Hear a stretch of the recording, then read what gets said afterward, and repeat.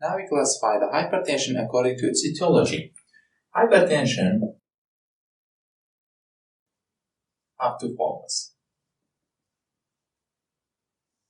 The first one is called essential hypertension. Okay.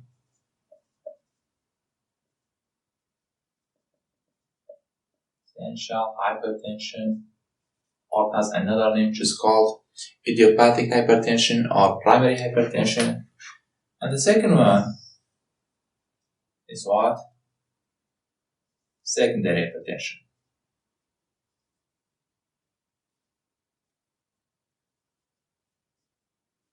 What's primary hypertension? What's the secondary hypertension? Primary hypertension or the essential hypertension is the type of the hypertension when there is no clear cause for the hypertension. Again, in the primary hypertension, or what's called the essential hypertension, there is no clear cause, identified cause, or no single cause for the pathogenesis of the hypertension. Okay. Opposite to that is the secondary hypertension, when we can find one specific single cause to the hypertension. Essential hypertension is due to a complex interaction between the genetic factors and the environmental factors. That's why it's called a multifactorial disease.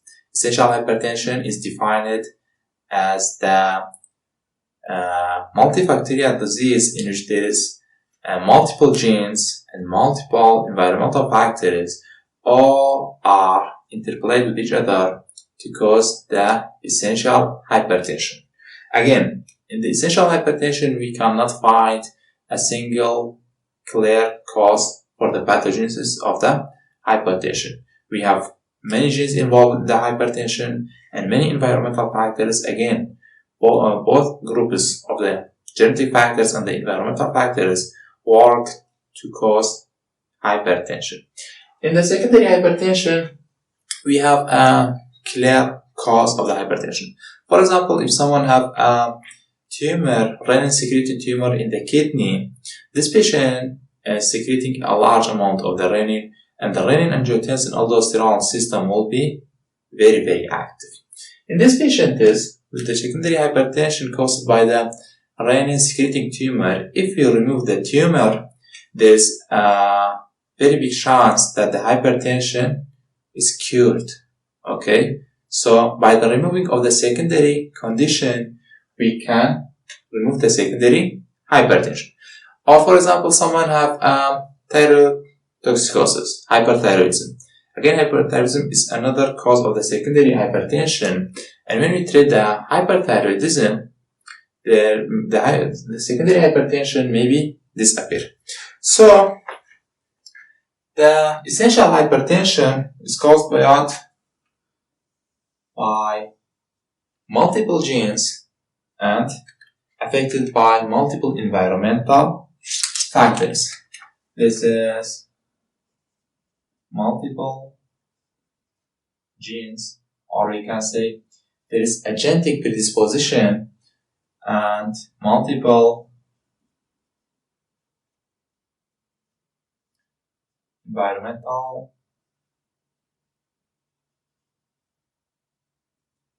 factors.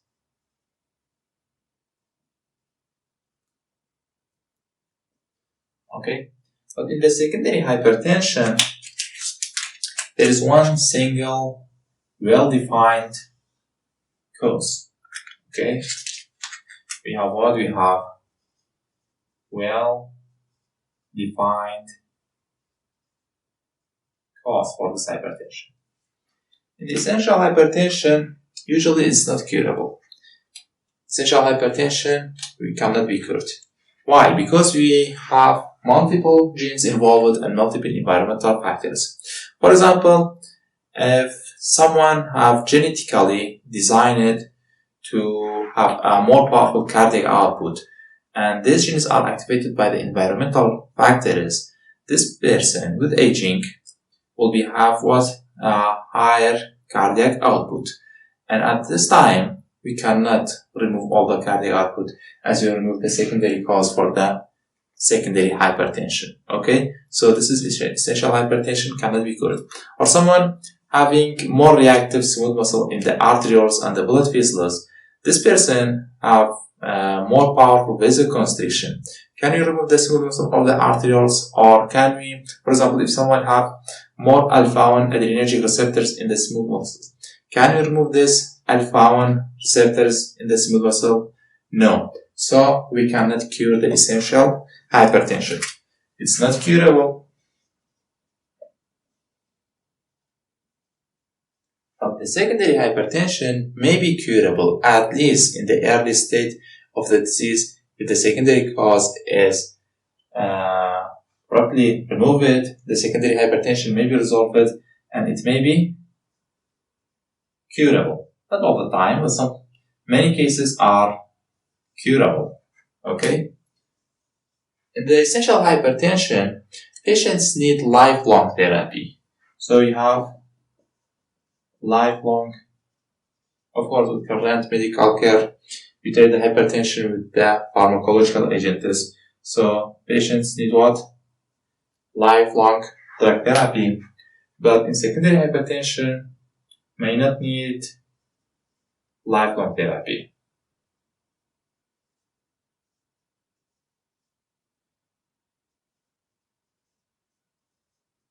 Okay? So, according to the etiology, we have primary hypertension and secondary hypertension, or the primary hypertension also called essential hypertension or the idiopathic hypertension. Essential hypertension is caused by multiple genes, and multiple environmental factors are involved, so it's called as a multifactorial disease. While the secondary hypertension, we have a well-defined cause. For example, we have tumors creating renin, or overactivation of the thyroid gland, hyperthyroidism. When you remove the hyperthyroidism or we treat the hyperthyroidism, there's a big chance for the blood pressure to return to the normal previous value. The essential hypertension is usually not curable. We cannot cure the essential hypertension. It's a lifelong disease and it's lifelong therapy. But the secondary hypertension in many cases is curable and may not need lifelong therapy. Okay? In the blood pressure, we have an equation which is called the blood pressure is the product of what? Blood pressure is the product of cardiac output and systemic vascular resistance.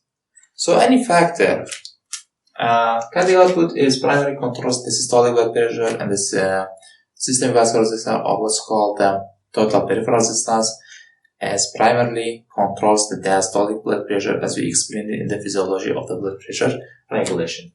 Cardiac output or the systemic vascular resistance controlled by many factors, and any factor that controls the cardiac output or the total peripheral resistance may lead to what? To the hypertension. Okay?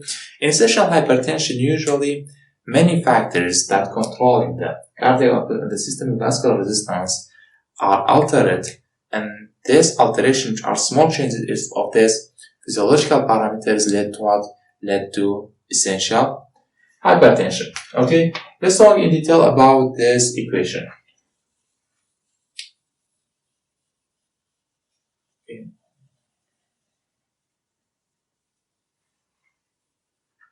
Okay.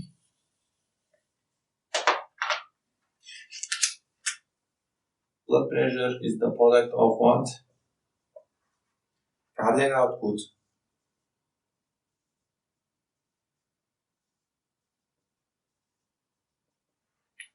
and systemic vascular resistance, all total peripheral resistance.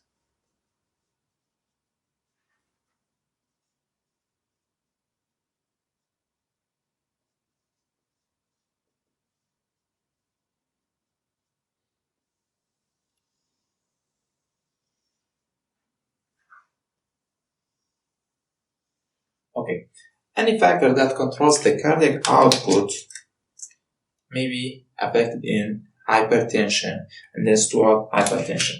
The most important factor that controls the cardiac output is the blood volume, right?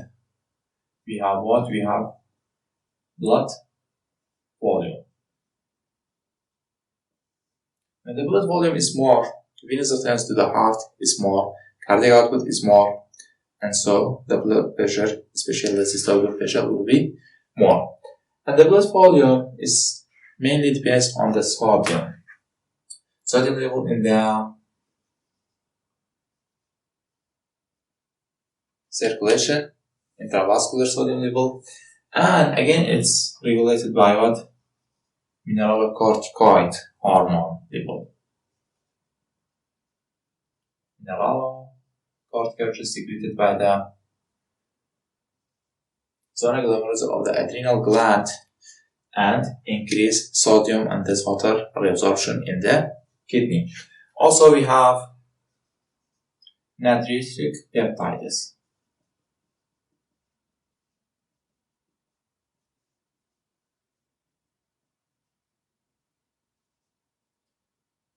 Okay. Natriuretic peptides, those are excreted by the heart, either the arterial natriuretic peptide or the ventricular natriuretic peptides.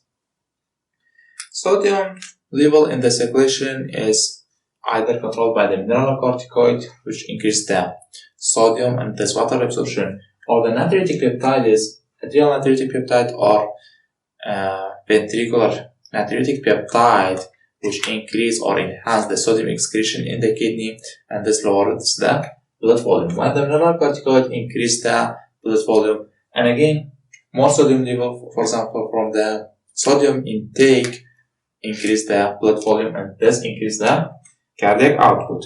Also we have cardiac factors. Okay, what are the cardiac factors controlling the cardiac output? We have two important factors, the heart rate and the contractility. Okay, heart rate and contractility.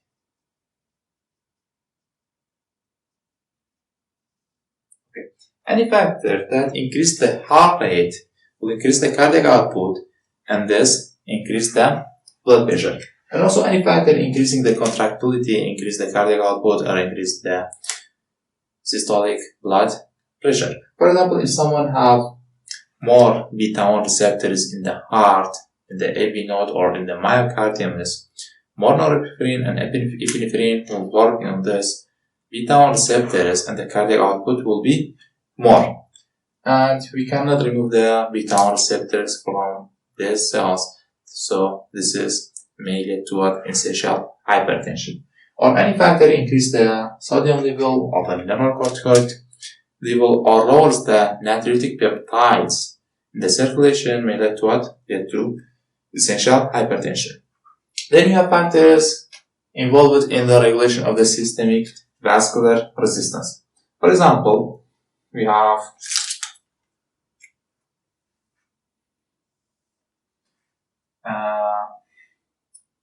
local factors such as vasoconstrictors or humoral factors.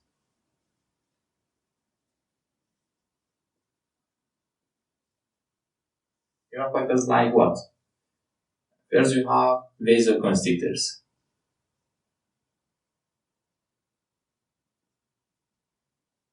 Okay, and also we have vasodilators.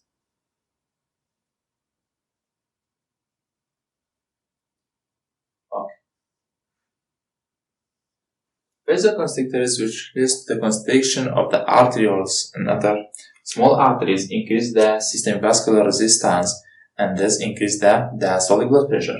While the vasodilators or the arteriole dilators leads to the dilatation of the arterioles, increase the blood flow to the tissue and lowers the diastolic blood pressure. Vasoconstrictors, examples of what? We have catecholamines, such as what? Catecholamines. What are the catecholamines? Norepinephrine, epinephrine, and also dopamine. Okay. or there's what? Vasoconstriction. Then we have angiotensin 2.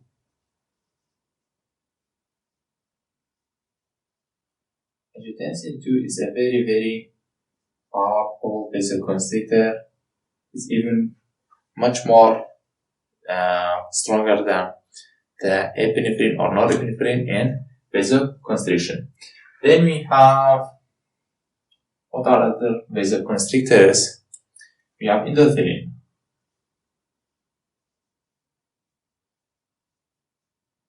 Right?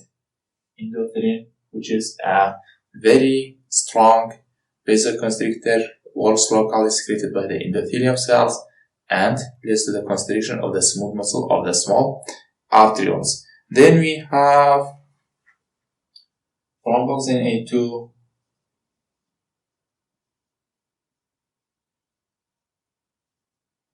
and leukotrienes.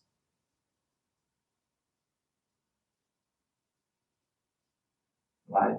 Thromboxane A2 and also leukotrienes are strong vasoconstrictors. Okay? Do you know how the thromboxane A2 and leukotrienes are produced? They are products of the arachidonic acid. If this is the cell membrane, here we have an enzyme which is called phospholipase A2. And this phospholipase A2 converts the phospholipids of the membrane into what? Arachidonic acid.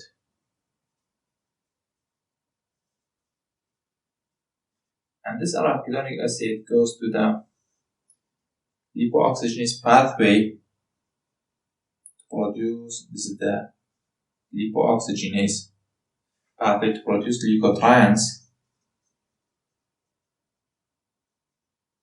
which is a strong vasoconstrictor. And also, some of the arachidonic acid goes to the cyclooxygenase, okay, simply called COX pathway, which produces the prostaglandin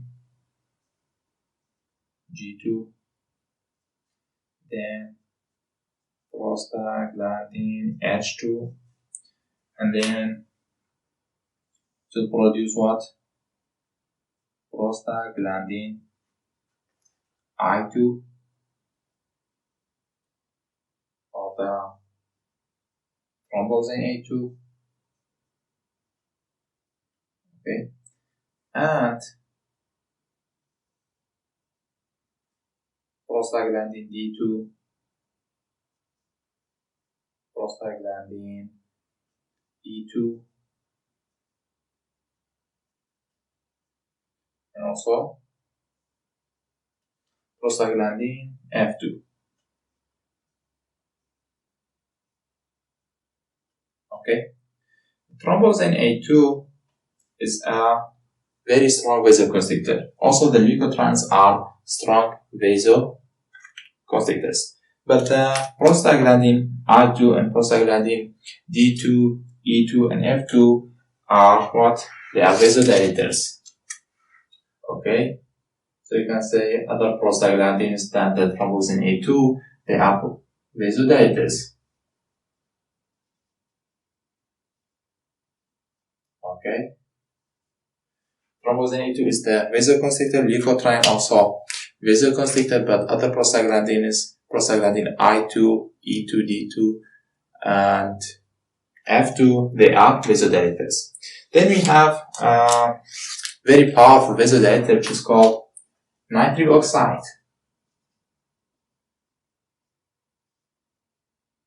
Nitric oxide is a very important vasodilator, and many hypertensive patients have less levels of the nitric oxide, but they have more levels of the endothelin, also the catecholamines and angiotensin 2 due to overactivation of the Renin-Angiotensin Aldosterone system and the sympathetic outflow. Okay, nitric oxide is an important vasodilator which is usually lost in hypertensive patients.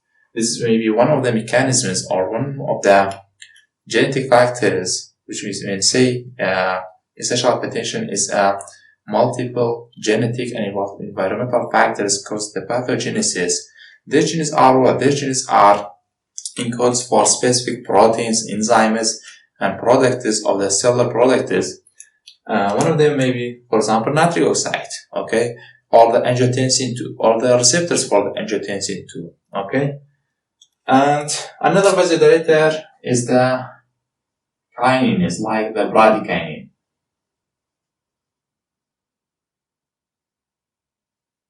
Okay, bradykinin, nitric oxide, and also the other prostaglandins other than the thromboxane A2 are important vasodilators. This is the humoral factors. We have also neural factor for the regulation of the systemic vascular resistance. What's the neural factor? Neural factor is the sympathetic nervous system, okay? The epinephrine which affects the blood vessels. It either acts on the alpha-1 receptor, which cause what? Cause vasoconstriction. Some tissue have what? Have beta-2 receptor. Beta-2 receptor is a vasodilator receptor. Beta-2 receptor is primarily present in the blood vessels of the skeletal muscle. Activation of the beta-2 receptor by the norepinephrine leads to the vasodilation and increased blood flow to the skeletal muscle tissue and lowers the blood pressure. While the alpha-1 receptor is present in most other arteries or arterioles in the other organs than the skeletal muscle, and this activation leads to strong vasoconstriction. Okay, so the systemic vascular resistance or the total peripheral resistance also affected by neural factors, either through vasoconstriction of the alpha-1 receptors or the vasodilation of the beta-2 receptors. One more factor which is important in the total peripheral resistance is autoregulation.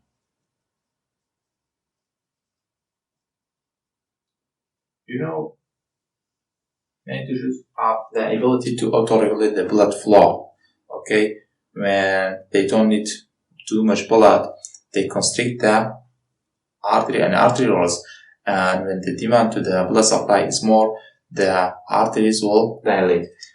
This autoregulation is controlled by the pH level, also carbon dioxide and the hydrogen ion of potassium. And is all leads to what? Leads to high concentration of the carbon dioxide, hydrogen, potassium, all the low pH leads to what? Leads to increased blood flow. Okay? This is called autoregulation. These are some of the factors which regulate the cardiac output and also regulate what? The total peripheral resistance. Okay? Any factor which can be changed due to genetic influences. For example, if someone have genetically predisposed to produce more angiotensin 2 receptors, and these genes which may be activated by the environmental factors leads to what? More density of the angiotensin 2 receptors in target tissue, for example, in the smooth muscle of the arterioles. And angiotensin 2 act more on the angiotensin 2 receptors. More powerful angiotensin 2 receptor activation leads to what? Arterial or venous contraction, constriction, and increase the blood pressure.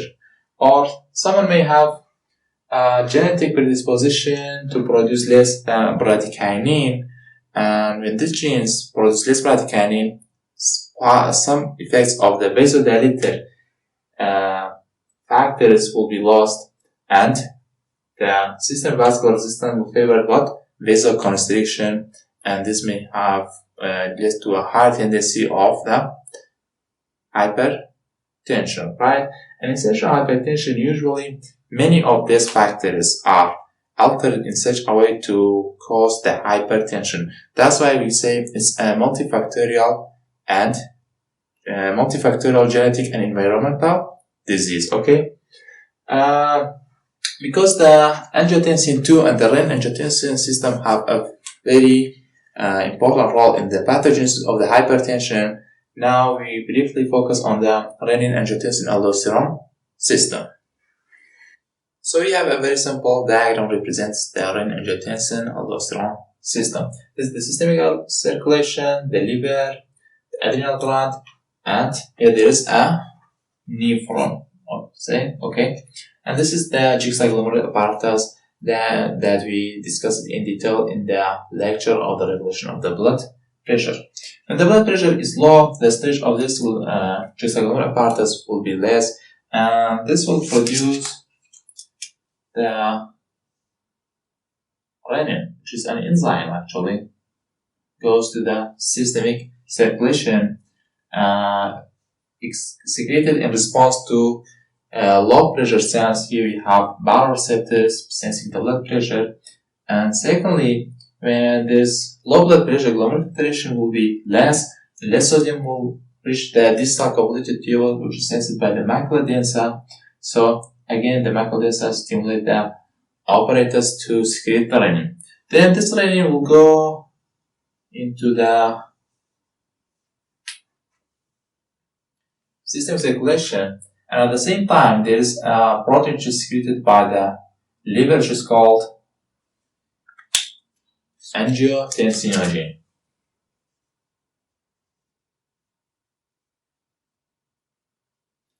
Okay, the function of the renin is to convert the angiotensinogen into angiotensin 1.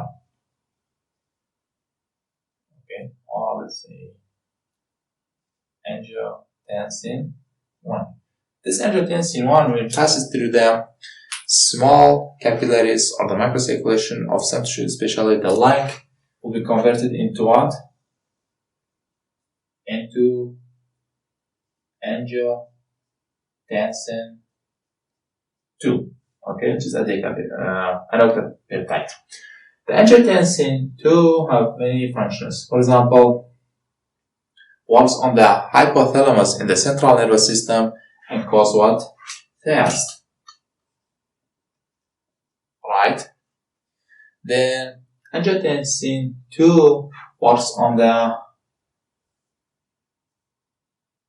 circulation of the arterioles and the veins to cause arterial constriction, arteriolar constriction, and also venoconstriction. Okay, both including the blood pressure.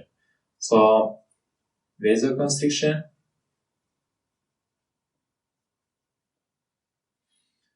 angiotensin 2 also increase the sympathetic outflow, working on the angiotensin 2 receptors. Sympathetic outflow and enhance sympathetic activity and further increase the blood pressure. Finally, the angiotensin 2 secrete what? Aldosterone. Angiotensin 2 have receptors in the zona glomerulosa, the outer layer of the adrenal cortex, and in response to the angiotensin 2, these cells secrete aldosterone. Aldosterone will be secreted by the zona glomerulosa from the outer layer of the adrenal cortex, and this aldosterone acts on its receptors in the principal cells of the collecting duct and leads to enhance what?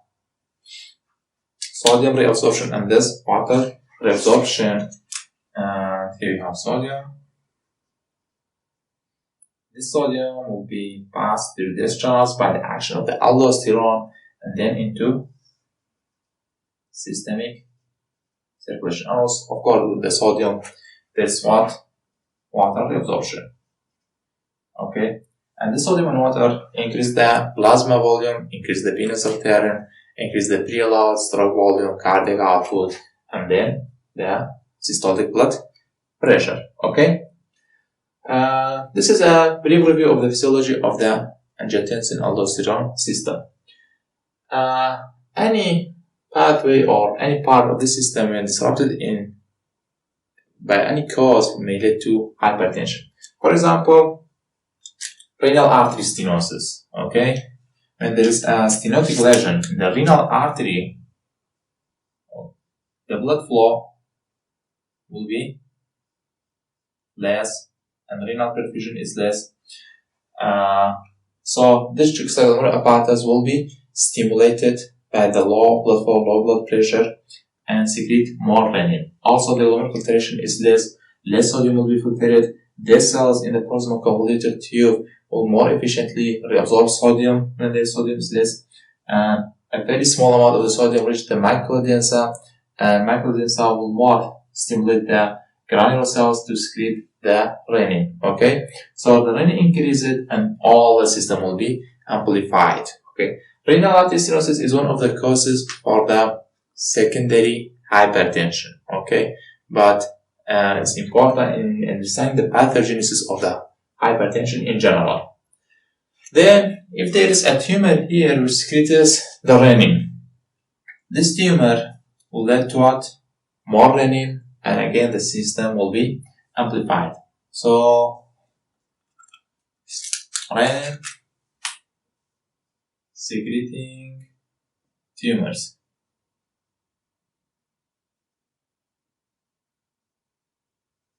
Right. After that, for example, if the liver increases more angiotensinogen by any factor, this leads to what? More angiotensinogen converted into angiotensin 1, angiotensin 1 was more converted into angiotensin 2, and all these effects will be amplified. Example of the increased angiotensinogen by the liver is in patients with excess glucocorticoid hormone. For example, a patient with the Cushing syndrome, when there is excess secretion of the cortisol or other glucocorticoids, angiotensinogen in the liver, synthesis of the angiotensinogen in the liver will be increased and the whole system will be amplified. Also, angiotensinogen synthesis in the liver and the secretion is increased by the action of estrogen.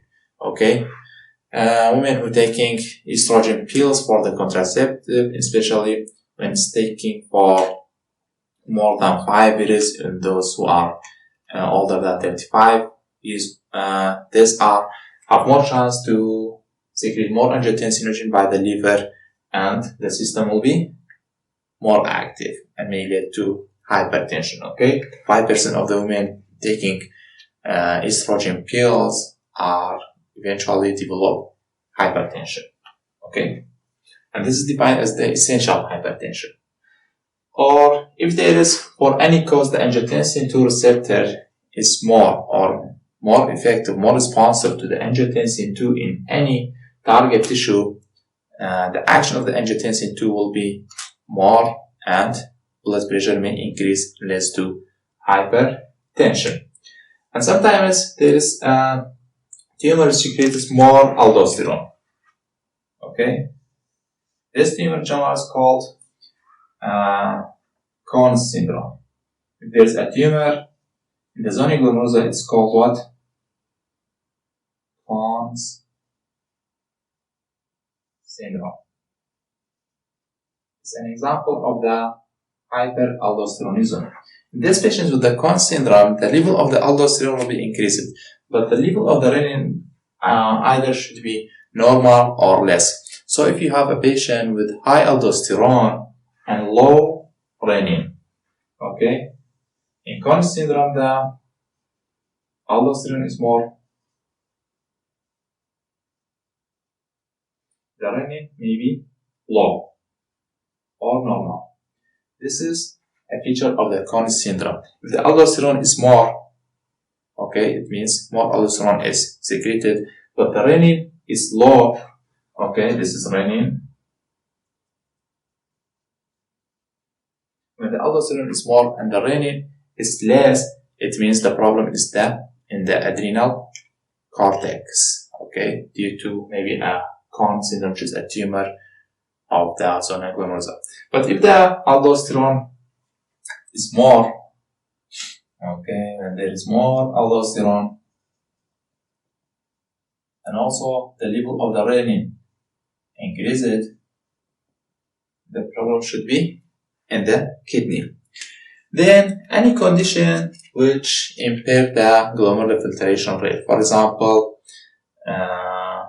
urologic obstruction or pyelonephritis or any other cause of the impairing glomerular filtration rate leads to what? Leads to hypertension. By two mechanisms. First of all, when the glomerular filtration rate is less, more sodium will be trapped in the circulation and the intravascular volume will be more. Secondly, when the glomerular filtration is less sodium will be filtered, more sodium is absorbed in the proximal convoluted tube and less sodium is available in the distal convoluted tube. Again, the macula densa cells are stimulated and stimulate the granular cells to secrete more renin. So, when we have any condition which impair the glomerular filtration, first of all, more sodium is simply trapped in the circulation, then the Renin-Angiotensin aldosterone system is more activated, okay? And this is another cause of the pathogenesis of the hypertension, right? Then, there's, in some people, in the distal convoluted tube, we have sodium chloride cotransporter, which transport the sodium and also chloride. These are called sodium chloride cotransporter. Some patients may have a more active or more number of these channels and more sodium will be reabsorbed. When more sodium is reabsorbed, water is more reabsorbed and the blood volume will be increased, cardiac output is increased, and finally the blood pressure will be increased. This patient will have more sodium channels in the distal convoluted tube. They are called the Gordon syndrome. Gordon syndrome. Whilst, in this patient is of course hypertension will be one of the features of the syndrome due to overactive or overexpression of the sodium chloride channels cotransporters in the distal convoluted tubules. Some patients may have opposite to that, may have a low number of or less active these sodium channels, and this patient may have hypotension. These groups are called what? Gitelman syndrome. Gitelman syndrome. So in Gordon syndrome, there is more active sodium chloride cotransporters, while in the Gitelman syndrome, there is less active or less numbers of the sodium chloride cotransporters. In Gordon syndrome, of course, there will be hypertension, and in Gitelman, there may be hypotension. These syndromes are very rare and not common, but they provide an important insight into understanding the genetic basis for the essential hypertension. For example, if someone has a slightly more active of these sodium channels, they have a tendency to develop hypertension. Of course, with other small changes in any other pathways regulating the cardiac output or the total peripheral resistance. Or a patient who have a slightly lower number of these channels may have a lower tendency to develop hypertension. Then some patients have problems in the channels which are present in the collecting duct. These channels, before that, the Gordon syndrome, when there is hypertension by the overexpression of the sodium chloride channels, they may be treated with the thiazide diureticus. These channels are sensitive to the thiazide diureticus. And the treatment of the Gitelman syndrome, if there is hypotension, simply patients are advised to increase the intake of the sodium in their diet. Okay. Then some patients may have problems with these channels which are present in the collecting ductus, which are amyloride sensitive, not thiazide sensitive. If these channels are more active or increased in the expression at the normal concentration of the aldosterone, because the expression of the channels is increased by the aldosterone concentration. If the channels are more active, more sodium will be reabsorbed, more water will be reabsorbed, and the blood volume will increase, so the cardiac activity will be more, and the hypertension may be produced. This syndrome is called what? Liddle syndrome. Liddle syndrome. Again, this is a very rare syndrome, but it will provide a basic understanding of us for the pathogenesis of the genetics for the essential hypertension. If someone have a slightly more active of these channels, they may have a higher tendency to develop the hypertension. Okay? These are some examples of the renin-angiotensin aldosterone system alterations that may lead to the hypertension.